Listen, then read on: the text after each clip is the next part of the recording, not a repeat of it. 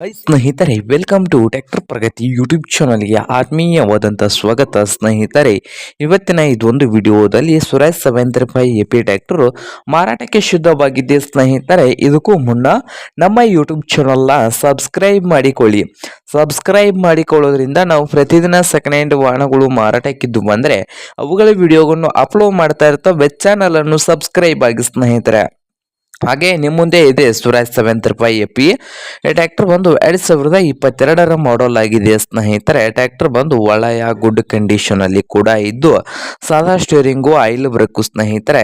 ಟ್ರ್ಯಾಕ್ಟರ್ನ ಮಾರಾಟದ ಪ್ರೈಸು 5,20,000 ಸ್ನೇಹಿತರೆ. ಓನರ್ ಪ್ರೈಸ್ ಬಂದು 5,20,000 ಹೇಳ್ತಾ ಇದ್ದಾರೆ. ಇದೇನು ಫೈನಲ್ ಆಗುವುದಿಲ್ಲ, ಇನ್ನೂ ಪ್ರೈಸ್ ನಲ್ಲಿ ಹೆಚ್ಚು ಕಡಿಮೆ ಆಗ್ತದೆ ಸ್ನೇಹಿತರೆ.